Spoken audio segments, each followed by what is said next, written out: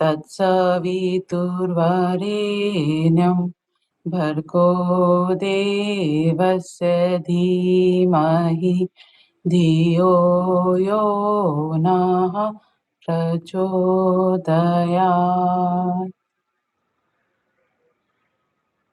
भैया recording start कर दीजिए। जी दीदी, रिकॉर्डिंग चल रही है। अच्छा ठीक है। तो आज जो टॉपिक अमन भैया ने मुझे दिया था बताने के लिए, महिलाओं के लिए विशेष साधनाएं, तो ये गुरुदेव ने गायत्री महाविज्ञान में इस टॉपिक को बताया है। मैं गुरुदेव की ही वाणी यहाँ पे बताने जा रही हूँ। तो सर्वप्रथम गुरुदेव बताते हैं कि नर और नारी तत्व की महत्व और उपयोगिता बराबर है। उन्होंने कुछ उदाहरण दिए हैं। 1 मिनट।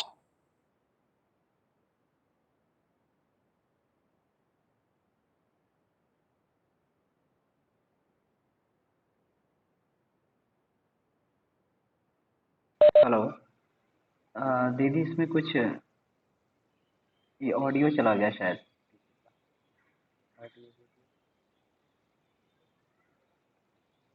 सॉरी। हाँ, अब आ गया। अच्छा, तो सर्वप्रथम गुरुदेव ने नर और नारी तत्व की उपयोगिता और महत्व की समानता बताई है और उदाहरण दिए हैं कि जैसे हर जगह दो तत्व रहते हैं। अगर विद्युत भी बना रहे हैं तो पॉजिटिव और नेगेटिव एलिमेंट्स के आकर्षण विकर्षण की वजह से विद्युत बनता है। ऐसे ही एटम में भी प्रोटॉन और इलेक्ट्रॉन्स की वर्किंग की वजह से ही वो चेतना में रहते हैं। तो अगर नर और नारी का सम्मिलन ना होगा तो ये पृथ्वी में चैतन्यता नहीं रहेगी और ये जड़ जड़ स्थिति हो जाएगी इस पे। तो इसलिए दोनों की का महत्व, नर और नारी तत्व दोनों का महत्व और उपयोग समान है। तो गुरुदेव बताते हैं कि नर को अगर गायत्री साधना करने का अधिकार है तो नारी को भी है।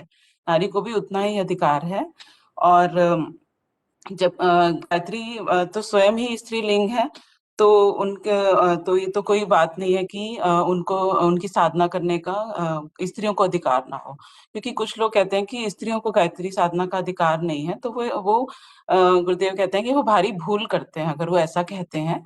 क्योंकि प्राचीन काल में तो स्त्रियां ही मंत्र दृष्टा रही हैं और उनके ही द्वारा कई वेद मंत्रों का अवतरण भी हुआ है। प्राचीन अगर हम वो देखें तो। और ये बताते हैं गुरुदेव कि हाँ, कुछ स्त्रियां जो जड़ बुद्धि हैं या मतलब मंद बुद्धि हैं या जो अनगढ़ रह गई हैं, अनपढ़ रह गई हैं, तो अशिक्षित हैं, तो उन्हें इस चीज का ज्ञान ही नहीं है कि गायत्री साधना है क्या और इसका महत्व क्या है। इस वजह से वो अपनी प्रवृत्ति के कारण उसको नहीं, उसका वो सौभाग्य ले पाती हैं। वो एक बात है, पर मतलब अदरवाइज कोई रीजन नहीं है कि कोई वो नहीं है कि गायत्री साधना मतलब स्त्रियों के लिए वंचित की जाए। उनके लिए समान अधिकार है, तो ये गुरुदेव बताते हैं।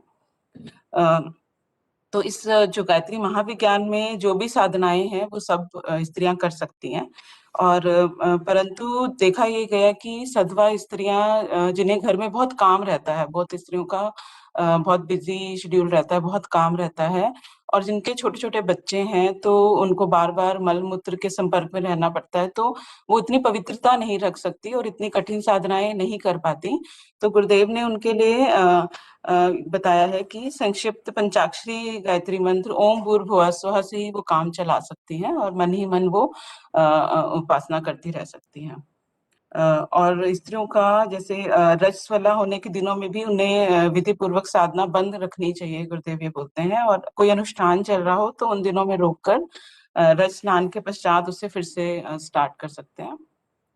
इसमें क्योंकि जिनके छोटे बच्चे हैं या काम अधिक है घर में, उनके लिए थोड़ा कठिनाई है। पर अगर निसंतान है या जिनके बच्चे बड़े हो गए हैं या विधवा स्त्रियां हैं, तो उनके लिए पुरुषों के समान सुविधाएं हैं। वो आराम से उसको हर तरह के अनुष्ठान और साधनाएं कर सकते हैं। साधारण दैनिक साधना में तो कोई भी विशेष नियम पालन करने की आवश्यकता नहीं है, पर अगर कोई विशेष अनुष्ठान करना हो तो उस समय के लिए ब्रह्मचर्य का पालन करना आवश्यक माना गया है। इसमें 3 तरह की साधनाएं, 3 उसमें उसको विभाजित किया है गुरुदेव ने। एक वो बताते हैं कि मनोनिग्रह और ब्रह्म प्राप्ति के लिए, जो मोस्टली विधवा स्त्रियों के लिए ज्यादा उसको महत्व बताया गया है। और दूसरा कुमारी कन्याओं के लिए कैसे साधना करनी चाहिए, और तीसरा सधवाओं के लिए। तो एक एक करके इसकी बात करते हैं। तो विधवा बहनों के लिए जैसे आत्म संयम और ब्रह्मचर्य पालन, इंद्रिय निग्रह, ये सब और मन को वश करना, ये एक बहुत इम्पोर्टेंट है उनके लिए। तो उनके लिए गायत्री साधना को ब्रह्मास्त्र के रूप में कहा गया है, गुरुदेव ने कहा है। और गुरुदेव आगे कहते हैं कि जिस दिन से वो अगर साधना शुरू करती हैं विधवा स्त्रियां, तो उसी दिन से उनका मन शांत स्थिर रहने लगेगा और उनमें आत्म संयम की भावना पैदा होने लगेगी, और उनका अपने मन पर अधिकार होने लगेगा। जिस दिन से ही शुरू करेंगी साधना, तो वो बहुत जल्दी मतलब आत्म संयम में और आत्म आत्म कल्याण की तरफ वो जल्दी बढ़ने लगेंगी। और उनकी इच्छाएं, रुचियां, क्रियाएं सभी सतोगुणी, शुद्ध और पवित्र होने लगती हैं। और उनका जैसे जैसे उनकी साधना प्रगाढ़ होती रहेगी, ऐसे ऐसे उनका ध्यान ईश्वर प्राप्ति और आत्म कल्याण की तरफ बहुत ज्यादा लगने लगेगा। धीरे धीरे उनकी स्थिति साध्वी या तपस्विनी की तरह हो जाती है। और उन्हें, एक सेकेंड, इस टाइम ना हमारे लिए सब बेल बेल वगैरह बजती रहे, 1 मिनट।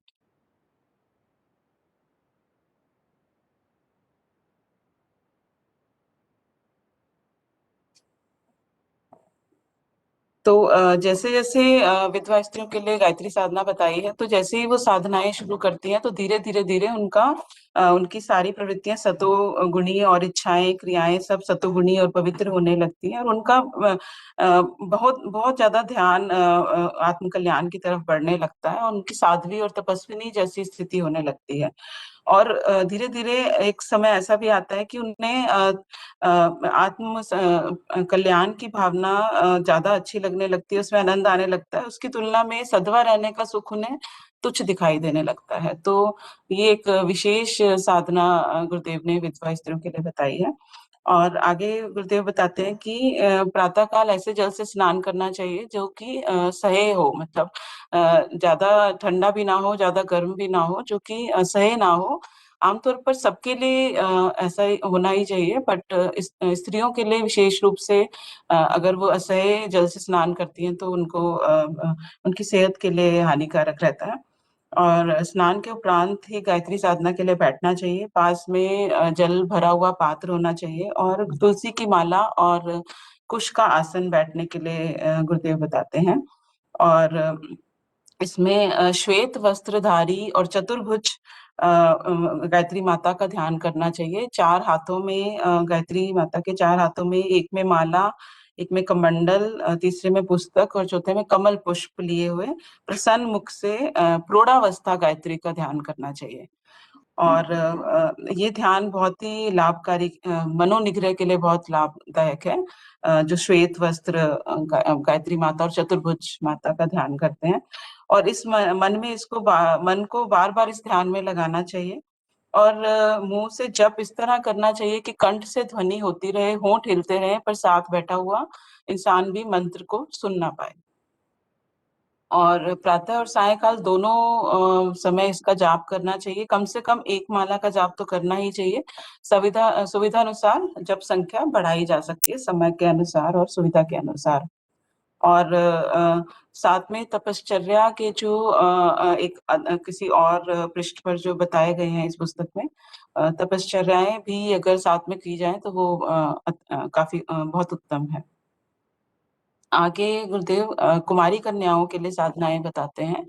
तो कुमारी कन्याएं अपने भविष्य को लेकर आशंकित रहती हैं, तो उनके लिए अच्छे भविष्य के लिए, अच्छे सुखद भविष्य के लिए, अच्छे वर के लिए, अच्छा घर और सौभाग्य प्राप्त करने के लिए गायत्री साधना गुरुदेव बताते हैं। और विवाहित जीवन में हर प्रकार के सुख शांति के लिए इस उपासना को बताया जाता है। और गुरुदेव आगे उदाहरण देते हैं कि पार्वती माता ने भी तप करके मनचाहा वर प्राप्त किया था, शिव जी को वरण किया था। ऐसे ही सीता माता ने भी मन वांछित फल पाने के लिए गायत्री माता की गौरी पार्वती माता की उपासना की थी। तो वैसे भी आस्तिक घरों में कन्याएं भगवती की आराधना करती ही हैं, खासकर नव दुर्गाओं में, नवरात्रि में वो करती ही हैं। तो गायत्री साधना उनके लिए हर प्रकार से मंगलकारी बताया गया है। और जैसे किसी अन्य देव देवताओं की पूजा करते हैं, ऐसे ही गायत्री माता की प्रतिमा स्थापित करके उसकी पूजा कर सकते हैं। भिन्न भिन्न चीजों से चंदन, धूप, दीप, नैवेद्य, पुष्प, जल, भोग आदि से पूजा सामग्री चढ़ानी चाहिए और चंदन का तिलक करना चाहिए। और कम से कम 24 मंत्र गायत्री के जपने चाहिए कन्याओं को, और जितना सुविधा अनुसार ज्यादा हो सके उतना करना चाहिए। तो इस तरह से बताया है। और तीसरा सद्भावों के लिए बताई है मंगलमयी साधना। तो अपने पतियों के सुखी, समृद्ध और स्वस्थ जीवन के लिए, दीर्घजीवी जीवन के लिए स्त्रियों को गायत्री साधना करनी चाहिए। और इससे गुरुदेव ये भी बताते हैं कि पतियों का अगर बिगड़ा हुआ स्वभाव है, गुस्से में रहते हैं, क्रोधित रहते हैं, विचार और आचरण शुद्ध नहीं है, तो इन इस तरह की स्त्रियों की साधना से उनका आचरण, पतियों का आचरण शुद्ध होकर सात्विक बुद्धि उनमें आने लगती है, और वह गृहस्थ जीवन के कर्तव्य धर्मों को तत्परता पूर्वक, प्रसन्नता से करने के लिए आगे बढ़ते हैं।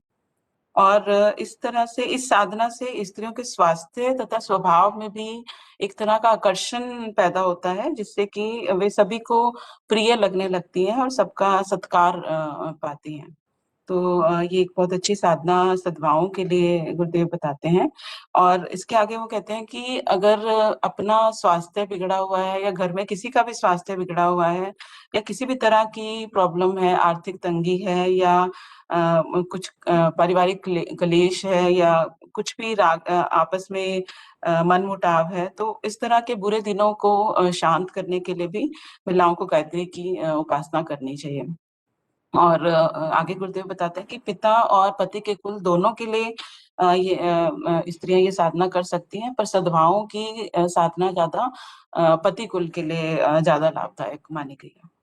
और आगे गुरुदेव बताते हैं कि प्रातः काल से लेके मध्याह्न काल तक उपासना कर लेनी चाहिए, और जब तक साधना ना की जाए तब तक भोजन ग्रहण नहीं करना चाहिए, जल इत्यादि ले सकते हैं। और शुद्ध मन और शरीर और शुद्ध वस्त्र से पूर्व की ओर मुंह कर कर बैठना चाहिए। इसमें गुरुदेव पीले रंग का काफी ज्यादा महत्व बताते हैं सद्भावों की साधना में। तो उसमें वो बता रहे हैं कि केसर डालकर चंदन अपने हाथ से घिसकर मस्तक, हृदय और कंठ पर छापे के रूप में लगाएं, पर अगर ज्यादा बड़ा नहीं लगा सकते तो छोटे से छोटा तिलक भी लगा सकते हैं। और इसमें पीले रंग की पूजा की सामग्री को प्रयोग में करने के लिए गुरुदेव बताते हैं। और प्रतिमा का आवरण, गायत्री माता की प्रतिमा का आवरण भी पीले वस्त्रों का ही रखें, ये वो बताते हैं। और पीले पुष्प, पीले चावल, बेसन के लड्डू आदि पीले पदार्थों का भोग, और केसर मिले हुए चंदन का तिलक, तो उससे वो पीला उसमें रंग आ जाएगा। और आरती के लिए भी पीला गोघृत, गोघृत अगर पीला गोघृत ना मिल सके तो जो भी घृत मिलता है उसमें अगर हम उसमें वो केसर मिलाकर उसे पीला कर सकते हैं। तो इस तरह से गुरुदेव बताते हैं कि पूजा में पीले रंग का अधिक से अधिक प्रयोग करना चाहिए। और नेत्र बंद करके गायत्री माता का भी पीत वर्ण आकाश में पीले सिंह पर सवार होकर पीले ही वस्त्र धारण किए हुए उनका ध्यान करना चाहिए गायत्री माता का। और स्वयं भी जो स्त्रियां साधना कर रही हैं वो भी ज्यादा से ज्यादा हो सके तो पीले वस्त्र पहनकर साधना करें। अगर पूरे वस्त्र पीले नहीं हो सकते तो कम से कम एक वस्त्र पीला अवश्य होना चाहिए।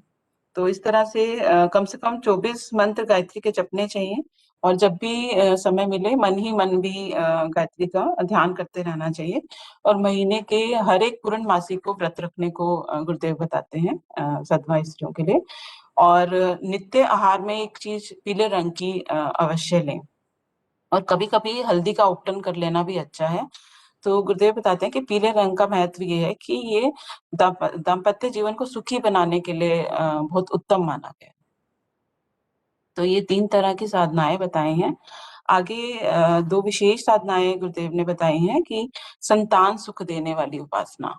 तो जिन स्त्रियों की संतान बीमार रहती है या अल्पायु में मर जाती है, या केवल पुत्र या केवल कन्याएं ही होती हैं, या गर्भपात हो जाता है, या गर्भ स्थापित स्थापित ही नहीं होता, तो इन स्त्रियों को या फिर जिनकी संतान है भी है तो वो बहुत आलसी है, मंदबुद्धि है, दुर्गुणी है, आज्ञा नहीं मानती है, कटुभाषी है, तो इस तरह की अगर संतान है तो इन सब कष्टों से उबरने के लिए गुरुदेव बताते हैं कि वेद माता गायत्री की शरण में जाकर इन सब कष्टों से छुटकारा पाया जा सकता है। तो गुरुदेव बताते हैं कि सैकड़ों उदाहरण है कि गायत्री माता ने के चरणों में अगर आंचल फैलाकर स्त्रियों ने कुछ संतान सुख के लिए मांगा है तो उन्हें माता ने प्रसन्नता पूर्वक दिया भी है।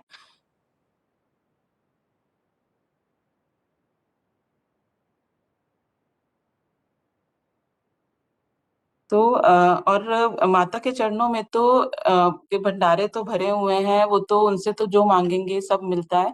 तो ये तो गुरुदेव बताते हैं कि संतान सुख तो एक छोटी सी चीज है, अगर मन लगाकर स्त्रियां गायत्री साधना करेंगी तो वो इस सुख से वंचित नहीं रह सकती। और इसमें आगे बताते हैं गुरुदेव कि जो गर्भवती है महिलाएं तो संतान को तेजस्वी, बुद्धिमान और तपस्वी बनाने के लिए उनको एक तरह का ध्यान गुरुदेव बताते हैं कि प्रातः सूर्योदय से पहले और सूर्यास्त के बाद वो अपने गर्भ में गायत्री के सूर्य सदृश तेज का ध्यान करें, सूर्य की भांति अपने गर्भ में उसका ध्यान करें, बट ये सूर्योदय से पहले और सूर्यास्त के बाद ही उसको करना है। और मन ही मन ये स्त्रियां गायत्री माता का गायत्री जप करें तो उनका बालक तेजस्वी, बुद्धिमान, दीर्घजीवी और तपस्वी होता है, ये गुरुदेव बताते हैं। और दूसरा जिनका गर्भ स्थापित नहीं हो पाता है तो उनके लिए ये बताते हैं कि प्रातः काल ही उनको शांत चित्त से ध्यानावस्थित ध्यान करना चाहिए, और ये ध्यान करना चाहिए कि योनि मार्ग से होकर गर्भाशय तक गायत्री माता का सूर्य रूप में प्रकाश स्थापित हो रहा है गर्भ में, और नेत्र बंद करके और ये साधना करनी चाहिए। तो इससे गुरुदेव बताते हैं कि बहुत शीघ्र गर्भ स्थापित होना करने वाली साधना है। और आगे गुरुदेव ने उदाहरण दिया है कि कुंती ने इसी तरह की साधना से कुमारी अवस्था में ही कर्ण को जन्म दिया था, सूर्य भगवान को आकर्षित करके। तो बट गुरुदेव बताते हैं कि ये साधना कुमारी कन्याओं को नहीं करनी चाहिए, जिन्हें संतान प्राप्ति के लिए जो करना चाहते हैं वही इस साधना को करें। और इसमें सूर्य अर्घ साधना से उठकर सूर्य को जल चढ़ाने की का महत्व बताया गया है। और जो गर्भ स्थापना के लिए या गर्भवती महिलाएं हैं वो तो अर्घ से बचा हुआ जल खुद उनको थोड़ा सा पीना चाहिए, तो इससे उनकी सारे कष्ट हट जाते हैं। और जो स्त्रियां अ, बुरी संतान, बेसिकली जो आलसी या मंदबुद्धि या इस तरह की संतान है या चिड़चिड़े बच्चे हैं, तो उनके लिए अगर साधना कर रही है तो वो उन छोटे बच्चों को गोद में लेकर गायत्री माता का ध्यान कर सकती है। उसमें गुरुदेव बताते हैं कि ये माताएं हंस पे विराजमान गायत्री माता का और गुलाबी कमल पुष्पों से लदी हुई और शंख चक्र हाथ में लिए हुए गायत्री का ध्यान करना चाहिए, और मन ही मन जप करते रहना चाहिए। और अगर बच्चे छोटे हैं, बहुत छोटे हैं, दूध पीने वाले हैं, तो उनको इस समय इस साधना के समय माता उनको दूध पिलाती रहे तो और भी अच्छा है। और अगर बच्चे बड़े हैं तो उसके शरीर पर हाथ फिराती रहे अगर माता, तो इससे देखा गया है, गुरुदेव बताते हैं कि इससे बच्चे के मस्तिष्क और शरीर में आश्चर्यजनक प्रभाव दिखाई दिया है। और ऐसी स्त्रियां जब साधना से उठकर जल का अर्घ सूर्य को चढ़ाएं तो बचा हुआ जल बच्चों पर उसको छिड़क दें, तो उससे ये बहुत उत्तम ये रहेगा। अंत में गुरुदेव एक बताते हैं कि किसी विशेष आवश्यकता के लिए अगर साधना करनी है, अगर अपने परिवार पर, परिजनों पर या अब खुद पर कोई आपत्ति कुछ आ गई है, उसके निवारण के लिए, या फिर कोई आवश्यक काम में बार बार बाधा आ रही है, रुकावट आ रही है, कोई आवश्यक काम विशेष काम करना चाह रहे हैं बट उसमें बार बार बाधाएं आ रही हैं, तो इसके लिए सच्चे हृदय से वेद माता गायत्री को पुकारना चाहिए। जैसे कोई माता अपने बालक के पुकारने पर दौड़ी दौड़ी आती है, तो ऐसे ही गायत्री माता की उपासना करेंगे, उनको पुकारेंगे, तो वो अवश्य उन विशेष प्रयोजनों के लिए दौड़ी दौड़ी आकर हमारा साथ देंगी।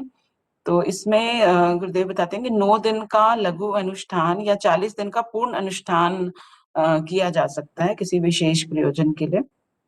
और तपश्चर्या भी जो बताई गई है गायत्री महाविज्ञान में, वो भी गायत्री माता को प्रसन्न करने के लिए बहुत सफल सिद्ध होती है। इसमें आगे गुरुदेव बताते हैं कि जैसे पुरुष के लिए गायत्री अनुष्ठान एक अच्छा साधन बताया गया है, इसी प्रकार महिलाओं के लिए गायत्री उद्यापन की महिमा बताई गई है। तो उसे उद्यापन को करने में कोई कष्ट नहीं है, ज्यादा प्रतिबंध नहीं है, तो ये सरलता से महिलाएं कर सकती हैं। और ये एक बहुत उत्तम उपहार है गायत्री माता को, जो गुरुदेव बताते हैं। और अंत में इसमें गुरुदेव बताते हैं कि नित्य की साधना में गायत्री चालीसा का पाठ महिलाओं के लिए बड़ा हितकारी बताया गया है। और जनेऊ की जगह पर कंठी धारण कर कर गले में तो महिलाएं द्विजत्व को प्राप्त कर सकती हैं और गायत्री अधिकारिणी बन जाती हैं। तो इतना ही बताया है गुरुदेव ने गायत्री की, ये महिलाओं की विशेष साधनाओं में। तो यहाँ पर मैं अपनी बात को समाप्त करती हूँ। धन्यवाद। किसी जी का कोई बहुत बहुत प्रश्न है तो हाँ मेरे ख्याल से अरविंद भैया अच्छे से बता पाएंगे अगर। जी दीदी बहुत बहुत धन्यवाद। मैं शायद इतना अच्छा नहीं बता पाता इसको जितना अच्छा आपने इस टॉपिक को बताया है, क्योंकि इसमें दो विशेष कारण हैं। क्योंकि महिलाओं की साधना है और महिलाएं अगर इसको बताती हैं तो ये जो है ज़्यादा प्रभावकारी होता है, क्योंकि आप लोग अनुभव करते हैं इस चीज़ को। और ये बहुत ही अच्छा था, आज की क्लास बहुत ही बढ़िया थी। जैसे दीदी ने शुचि दीदी ने यज्ञ के ऊपर क्लास ली थी, उनका उनका विशेष अनुभव था उस पर। इसी तरीके से आपकी क्लास से भी जो है बहुत बेनिफिट मिलेगा। तो ये सारी क्लासेस को हम यूट्यूब पर अपलोड भी कर रहे हैं, ताकि जो है इसमें जो है आगे भी सुन के रिकॉर्डिंग लाभ मिलता रहे इसमें। तो कोई इसमें प्रश्न हो तो पूछ सकते हैं। भैया मुझे ही थोड़े से डाउट्स थे इसमें। ये जो जी दीदी। गुरुदेव ने लास्ट में भैया इसमें बताया हुआ है कि गायत्री उद्यापन की विशेष महिमा है, मतलब ये क्या चीज, क्या कहना चाह रहे हैं इसमें? गायत्री उद्यापन की दीदी 1 वर्ष की साधना होती है ये। इसमें इसमें ये रहता है, 1 वर्ष की उद्यापन साधना यही होगा ना दीदी? हाँ जी, हाँ जी। 1 वर्ष की उद्यापन साधना। तो 1 वर्ष की हाँ जी। उद्यापन साधना में ये होता है कि कुछ लोग बहुत ही ज़्यादा बिजी होते हैं, जो लोग अनुष्ठान नहीं कर पाते हैं या मतलब कहीं किसी कार्यों में व्यस्त रहते हैं, बहुत अस्त व्यस्त जीवन होता है। तो उनके लिए मतलब वो कैसे गायत्री को प्राप्त करें, क्योंकि दिन रात उन्हें काम से फुर्सत नहीं है। और मतलब कुछ लोग ऐसे होते हैं, किसी व्यापार में हैं या कहीं कोई ऐसी जगह पे हैं, तो दिन रात वही विचार चलते रहते हैं। तो गायत्री को कैसे प्राप्त करें, तो उनके लिए गुरुदेव ने समाधान बताया कि पूर्णमासी को और ये अमावस्या को 2 दिन जो है ये गायत्री मंत्र की 11 माला की इसमें जो है जप किया जाता है। केवल महीने में 2 ही दिन, पूर्णमासी और अमावस्या, उसमें ब्रह्मा नियुक्त किया जाता है। तो ब्रह्मा जो है पहले तो जब उस समय थे, गुरुदेव थे, तो गुरुदेव को शांति कुंज में लोग पत्र डाल देते थे और कहते थे गुरुदेव हम ये इसमें ये कर रहे हैं, ये कर मतलब अपनी साधना कर रहे हैं। तो गुरुदेव ब्रह्मा के रूप में ये करते थे। अभी भी कोई प्रत्यक्ष ब्रह्मा अगर कोई सिद्ध साधक गायत्री का मिलता है तो उसे ब्रह्मा के रूप में नियुक्त करते हैं। तो ब्रह्मा भी उसी तरीके से उसको भी साधना करनी होती है। जैसे 11 माला का जप जो है अगर साधक कर रहा है, तो 11 माला के जब ब्रह्मा को करना होता है, तो साधक जब प्रारंभ करता है तो पहले वो ब्रह्मा का ध्यान करके जो है ब्रह्मा को नमस्कार करता है। और ब्रह्मा जो है उसी समय जो है साधक का ध्यान करके साधक को आशीर्वाद देते हैं। तो ब्रह्मा का और साधक का इस समय नियत समय होता है बैठने का, और दोनों एक ही समय पे बैठते हैं। तो इस स्थिति में जो है, जो साधक बहुत ही ज़्यादा व्यस्त हैं, बहुत अस्त व्यस्त अपने जीवन में हैं, तो ये उद्यापन की साधना करके जो है इस तरीके से गायत्री माता का सानिध्य प्राप्त कर सकते हैं। और ये साधना जो है बड़ी तेज गति से सफल होती है, क्योंकि इसमें दो लोग जो है सेम फ्रीक्वेंसी पे ये साधना कर रहे हैं। और कोई भी अगर इसमें कुछ कमी होती है तो ब्रह्मा इसकी क्षतिपूर्ति इसमें इसकी कर देते हैं। और 1 साल के बाद में फिर इसका उद्यापन किया जाता है, इस साधना का पूर्णाहुति की जाती है। और फिर जो है जो भी इसमें दान दक्षिणा जैसा भी बन पड़ता है वो जो है साधक ब्रह्मा को दान करता है, और बाकी सभी को भी ब्राह्मण भोज इत्यादि करके दान दक्षिणा दी जाती है। तो यही है दीदी इसमें उद्यापन साधना 1 वर्ष की। तो इसमें जैसे अब हम आज के सिनेरियो में हम किससे बात कर सकते हैं अगर करना चाहें तो? इसमें कोई भी सीनियर साधक अगर आपको कोई इसमें दिखाई देता हो कि जिनकी साधना काफ़ी पकी हुई है, और जो लोग बहुत लंबे समय से गायत्री साधना कर रहे हैं, हमारे इसमें ग्रुप में हैं डॉक्टर जोशी बाबू जी हैं और माता जी हैं, लोग बहुत पहले से साधना कर रहे हैं। तो समय की बात है कि अगर समय होता है तो इस तरीके के साधकों को हम ब्रह्मा के रूप में नियुक्त कर सकते हैं।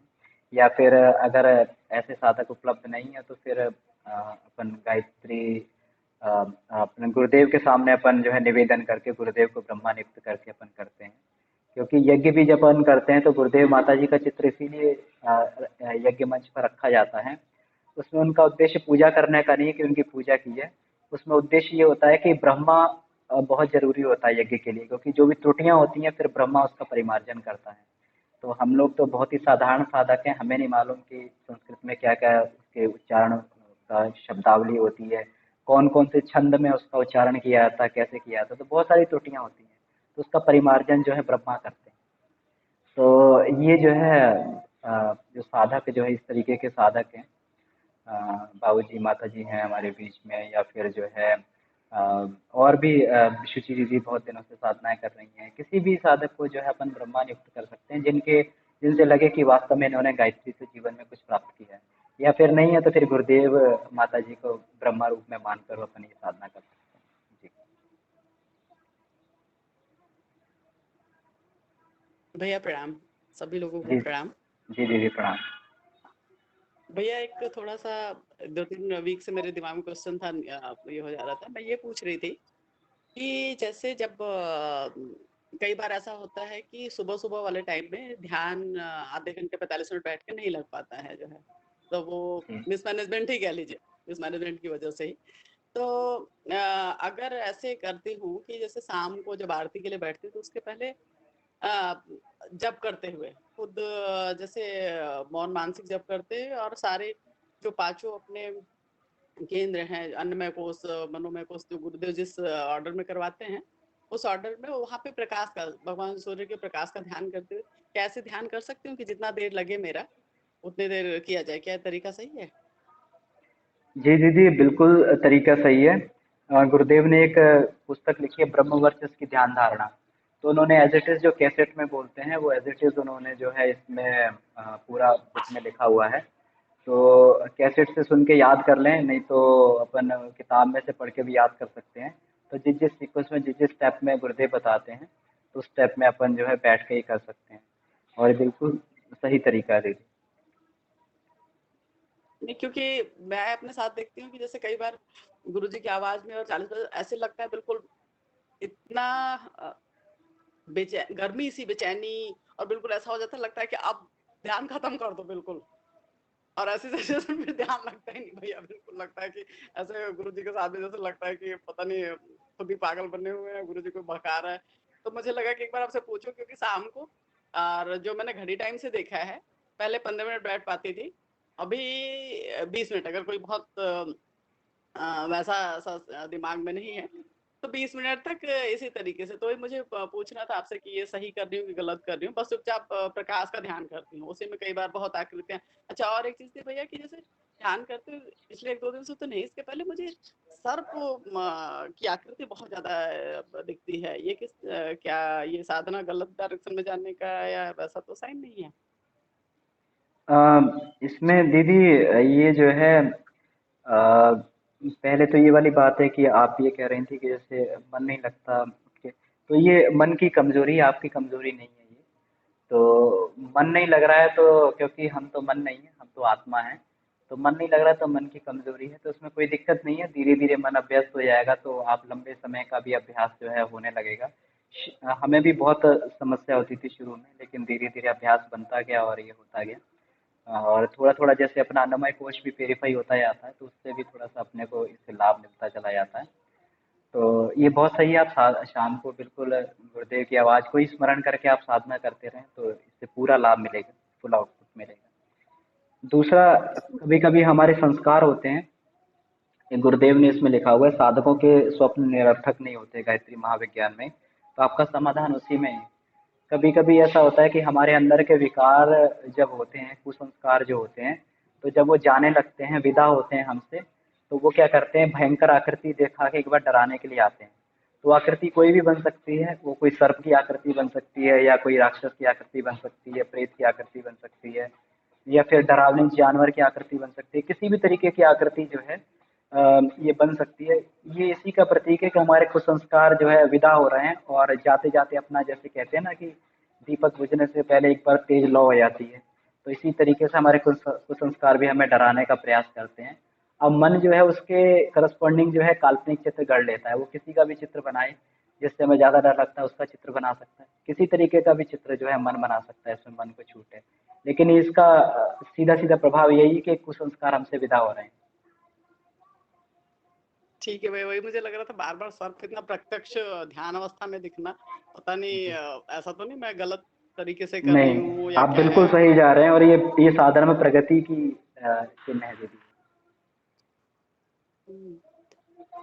और अगर 2 मिनट का टाइम हो भैया, तो एक अपना अनुभव शेयर करना चाह रहे थे, अगर सब लोग कहें तो करूँ 2 मिनट के लिए। जी दीदी, बिल्कुल बिल्कुल। जी, आपका सदा ये अभी कहेंगे। अभी जब दीदी बता रही थी कि जो गुरुदेव ने लिखा है साधना के लिए कि विधवा, सधवा और कुमारियों का, तो मेरी एक्चुअली मेरे नाना जी की डेथ बहुत यंग एज में हो गई थी, बहुत ज्यादा यंग एज में। तो मामा मम्मी कोई भी सेटल्ड नहीं था उस समय। और हम लोग जुड़े हैं गुरुदेव से 85 में। 85 में बड़े पापा गए थे, पहली बार उन्होंने अखंड ज्योति पढ़ी और शांति कुंज गए। तो वहाँ पे पापा गुरुजी से मिले, और एकदम से बिल्कुल बहुत सारी चीजें, जैसे कि पापा की नौकरी, गुरुदेव से पापा ने मिलते ही ये बोला था, मेरे भाई का कुछ नंबर कम है तो उसकी नौकरी नहीं लग रही है। तो गुरुदेव बोले हो जाएगा, और पापा आए उसके बाद सही में पापा का हो गया। तो बड़े पापा एकदम पूरा फुल डिवोशन से कि बताओ हमारे यहाँ कॉलेज में 108 कुंडी है, कि बताओ जितने भी कार्यक्रम यहाँ शांति से प्रस्तावित होते थे वो करवाते थे। इन्हें गुरुदेव का काम करना है, अखंड ज्योति बांटना सारा कुछ। मेरी नानी को उसमें ये किया गया कि हम लोग, बड़ी मम्मी इंसिस्ट करती थी, अखंड ज्योति पढ़ के सुनाती थी। तो नानी ने धीरे धीरे, एक तो उन्होंने अखंड ज्योति का अध्ययन और 62 माला डेली, जब वो 2:30 बजे सुबह उठ करके करती थी। और नाना जी जब नहीं थे तब तो हम लोग, मतलब मैं तो पैदा भी नहीं हुई थी जो है। बाद में देखा है कि पूरे परिवार की स्थिति, सभी मामा लोगों का सेटलमेंट, और मम्मी मौसी बड़ी मम्मी सबका, इवन मेरे मौसा जी बहुत ज्यादा, मतलब बहुत ही वैसे इंसान थे, शब्द में नहीं बता सकते, उनके अंदर सुधार देखा है। तो ये सब मुझे लगता है ये नानी की तपस्या का ही फल था।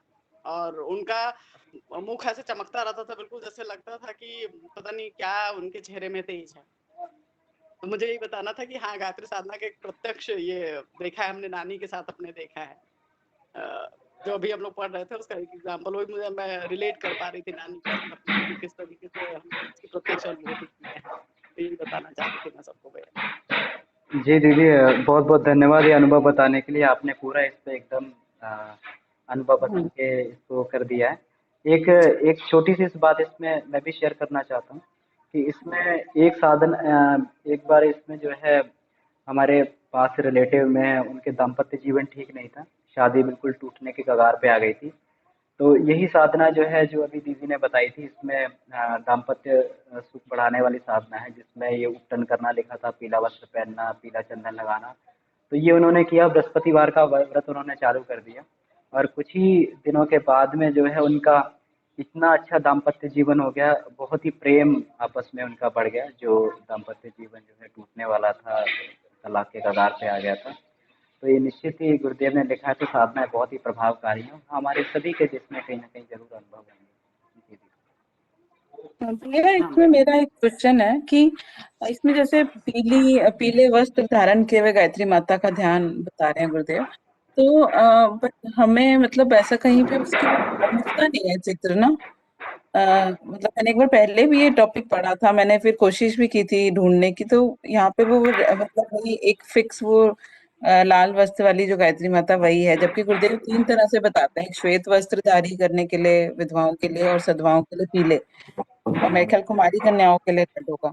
तो चित्र मतलब हमें कैसे हम इसको ये लेंगे? ये दीदी आपको अपने कल्पना क्षेत्र में चित्र बनाना होगा, क्योंकि गुरुदेव ने कहा कि ध्यान करें, ऐसे वस्त्र पहने हुए ध्यान करें।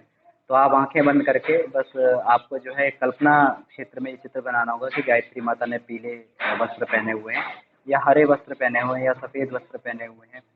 तो किसी भी प्रकार के, क्योंकि इसमें रंग का बहुत बड़ा प्रभाव होता है। गायत्री माता जो सविता की प्रतीक है, वह सविता जो है 7 किरणें होती हैं, 7 किरणों के 7 गुण होते हैं। तो जो पीला कलर है ये दाम्पत्य जीवन में प्रेम को बढ़ाता है। ये जो है पंचकोशी साधना में जो अपन जो ये इसमें लिखा हुआ, व्रत उपवास वाले क्रम में इसमें लिखा हुआ है। तो जिनको भी लगता है कि दाम्पत्य जीवन में कहीं समस्या आ रही है, तो बृहस्पतिवार का व्रत वो लोग रखें, पीले कपड़े पहने और पीला भोजन करें और पीले चीज़ों का अधिक से अधिक सेवन करें। तो इससे जो दाम्पत्य जीवन में प्रेम भी बढ़ता है। तो उसमें दीदी अपने को ध्यान करना पड़ता है, ध्यान के द्वारा ही, कल्पना चित्र के द्वारा ही हम ये कर सकते हैं। ठीक है भैया, धन्यवाद। सुचि दीदी, मैं एक चीज इसमें ऐड करना चाह रही हूँ, जो आप ध्यान वो करते हैं ना शाम को भी जब के समय, इसमें मुझे इसी ग्रुप में शायद एक बार उमा आंटी किसी ने ज्वाइन किया था, उन्होंने एक चीज बताई थी कि मैं प्राणायाम के साथ ही ध्यान कर लेती हूँ। तो मुझे वो बात उनकी बहुत अच्छी लगी थी। तो जैसे जो प्राणाकर्षण प्राणायाम है ना, जो भैया बताते हैं, गुरुदेव ने जो बताए हुए हैं, तो उसमें ही मतलब मैं 5 बार 7 बार करती हूँ, उसमें 5 बार तो वो जो 5 कोश है ना, उसमें जैसे जो ध्यान भी गुरुदेव बता रहे हैं ना, जहाँ यहाँ ध्यान करने का जो आप बोल रहे हैं शाम को करती हूँ, तो हाँ प्राणायाम के साथ मैं वो करती हूँ, क्योंकि ध्यान करने का अलग से आधा घंटा नहीं निकाल सकती मैं। तो वो जब डीप ब्रीदिंग कर रही हूँ प्राणाकर्षण में, जो पहली बार कर रही हूँ, तो नाभि में उसका प्रकाश और अग्नि, जैसे वो जो भी गुरुदेव ध्यान में बताते हैं वो शॉर्ट में 5 मिनट में हो जाता है वही चीज। तो वो मैंने इसी ग्रुप में उनसे सुना था, उमा आंटी से, तब से मैं कर रही हूँ, मुझे वो बहुत अच्छा लगता है। मुझे ऐसा नहीं लगता कि मेरी मेडिटेशन मिस हो रही है। तो है, मतलब दोनों चीजें साथ साथ हो जाती हैं। वो आप ट्राई कर हाँ सकते हो ये भी चाहो तो। ठीक है। हाँ मैं तो हाँ, ये ऐसे भी किया जा सकता है इसको दोनों टाइम एक्चुअली। फिर प्राणायाम के साथ तो सुबह कर सकते हैं और जप के साथ शाम को। मुझे ये रहता है कि इसी के साथ जप का भी ये हो जाएगा कि हाँ ठीक है, बैठ करके 15-20 मिनट जप वाला भी। तो दोनों टाइम का ये आपने अच्छा आइडिया दे दिया दीदी, दोनों हाँ टाइम हो ये, जाएगा फिर थोड़ा हाँ सा मुझे यहीं अंदर से की आइडिया चीजें। मिला था इसी ग्रुप में, तो मुझे अच्छा लगा वो, मतलब तब से मैं कर रही हूँ, अच्छा लगता है उसको करके। हाँ हाँ, नहीं बहुत अच्छा बता दिया दीदी आपने ना। जी जी, बिल्कुल बिल्कुल सही। हाँ, सभी तो को प्रणाम। प्रणाम भैया। दीदी जी प्रणाम। बाबूजी प्रणाम। जी दीदी, जी बाबूजी, भाई साहब प्रणाम। जी। भैया, भैया एक प्रश्न पूछना था इसमें। दीदी ने जैसे बताया कि जब कोई माता या बहन जो है रजस्वला स्टेट में होती है, तो उस समय जो है ना गायत्री जप नहीं करना चाहिए। तो इसका क्या कारण है, जबकि बाबूजी तो बताते हैं कि किसी भी समय किया जा सकता है। जी, इसका तो उत्तर वंदना दीदी या शुचि दीदी इसमें ज़्यादा अच्छे से दे सकते हैं। बहुत तो नहीं पता भैया, लेकिन शायद असल में जब ऐसी शारीरिक स्थिति में हमारा शरीर बहुत कमजोर होता है, ये मेरा मैंने गुरुदेव के साहित्य में पढ़ा था या कहीं पढ़ा था कि हमारी नस नाड़ियां सारी तो बहुत मेहनत करके अपने आप को फोर्सफुली रन काम करने के लिए भी घर का मना किया जाता था पहले कि नहीं किचन में न जाए, कोई काम न करे, कि शरीर नाड़ियां नस हमारी बहुत कमजोर पड़ी होती हैं। तो इसलिए जो है किसी भी शारीरिक श्रम से बचने के लिए या पूजा पाठ करने के लिए मना किया जाता था। इसको गलत तरीके से हमारे सामने रखा गया था कि अशुद्ध हो जाएंगी चीजें, ऐसा नहीं था, वो डराने के लिए शायद किया गया होगा, इस डर से नहीं किया जाएगा। लेकिन अभी मेरी बड़ी बेटी, मुझे 3-4 दिन पहले उसने शायद कहीं से पढ़ा था, क्योंकि वो खोज खोज के गूगल से बच्चे आजकल पढ़ते हैं, वो पढ़ी होगी। बोली मम्मा मैं आपको एक फैक्ट बताऊं बहुत अच्छा, कि जो हमें मना किया जाता है कि पीरियड्स के टाइम पे पूजा नहीं करना है, तो उस समय दैवी चेतना लड़कियों के अंदर इतनी ज्यादा होती है कि अगर वो मूर्ति को छुएंगी तो मूर्ति बिल्कुल प्राण से भर जाएगी, इसलिए मना किया जाता है। अब ये फैक्ट कितना सही है कितना सही नहीं है इसकी जांच तो मैं नहीं कर पाई, लेकिन वो पढ़ती है, वो काफी कुछ नया तथ्य निकाल कर बताती रहती है, जो मुझे भी नहीं पता होता है, बहुत पुराने समय का। तो इस पे बार हम लोग देख सकते हैं कि सच्चाई क्या है। जी, जी दीदी। तो दीदी ये तो बहुत अच्छी बात है कि क्योंकि देखिए आपने जैसे बताया कि अगर जो है शारीरिक श्रम जो है कम से कम हम करें हम, और दूसरा है कि जब हम जो है जब ध्यान करते हैं तो उससे भी जो है हमारे शरीर का जो एनर्जी लेवल जो है वो काफ़ी बढ़ जाता है। तो अगर अगर हमें वीकनेस भी है तो एक तो ये है कि उसको करने से हमें फ़ायदा ही मिलेगा हमें, और दूसरा ये है कि मौन अगर मानसिक जो है जब शारीरिक नहीं नहीं नहीं भैया, ये मैंने किसी से सुना था, ये मैंने डिस्कस किया था। तो ये जो आप बोल रहे हैं भर जाएगा, नहीं, वो हमारी बॉडी वीक होती है, तो उस एनर्जी को ग्रहण करने की शक्ति मतलब हमारे अंदर नहीं होती उतनी, क्योंकि जो जप या ध्यान से जो एनर्जी हमारे अंदर आएगी ना, वो उतना ग्रहण करने की वो नहीं होती बॉडी में, मतलब इस मौन तरह से। मानसिक जप का फिर भी है हाँ भैया, मौन मानसिक जप हाँ हम कर सकते हैं, लेटे-लेटे कर सकते हैं। हाँ, सोए-सोए भी हो सकता है, हाँ। लेटे-लेटे अगर हाँ, हम वो देखें तो उससे भी शायद लाभ मिल सकता है उससे भी, हाँ। हाँ जी, वो हाँ, तो तो कहते हैं सही कि है। मानसिक तो कर सकते हैं। जी। तो दीदी आपसे एक ना रिक्वेस्ट है, आप ना इसका ना इस पर ना अपना ना प्रैक्टिकल अनुभव जो है वो थोड़ा शेयर कीजिएगा थोड़ा, तो इससे कि और लोगों को भी बहुत कुछ जानने को मिलेगा। अ, हाँ, देखती हूँ भैया, क्योंकि एक्चुअली क्या होता है ना कि ऐसे में लड़के हर बॉडी का अलग-अलग होता है। जैसे किसी-किसी को बहुत ज़्यादा पेन में होता है, और तो जो आदमी ऑलरेडी इतना पेट दर्द हो रहा है, जिसको बैक पेन हो रहा है, उससे क्या उम्मीद की जा सकती है कि वो क्या कर पाएगा जो है। उसका तो मेरे ख्याल से मौन मानसिक भी नहीं कर सकता। जैसे बहुत सारे लोग ऐसे होते हैं कि नहीं उनको फर्क पड़ता। जैसे मुझे बहुत ये नहीं होता, थोड़ी सी वीकनेस होती है, लेकिन इतनी ज्यादा नहीं लगती है। तो मुझे लगता है ये पर्सन टू पर्सन भी सबके शरीर के हिसाब से रहता है। मेरी सिस्टर गायनोकोलॉजिस्ट है, मैं उससे एक बार इसको पहले समझ लूंगी कि एक्चुअल चेंजेस क्या होते हैं बॉडी में। फिर गुरुदेव के साहित्य में पढ़ के देखती हूँ, जब प्रिपेयर हो जाएगा मेरा, तब मैं बताऊंगी इस चीज पे। वो गायनिक है, वो जी, मुझे जी। शायद अच्छे से गाइड कर पाए जो है। हाँ जी, दीदी, वो दीदी। आप जरूर बताइएगा। पर मुझे इसमें ना ये प्रॉब्लम लगती है इनफैक्ट कि मतलब मुझे ऐसी कोई प्रॉब्लम नहीं होती कि मैं बैठ के साधना नहीं कर सकती, बट मुझे ऐसा लगता है कि डेली रूटीन छूट जाता है, कि जो एक डेली का यज्ञ का जो है वो सब कुछ छूट जाता है।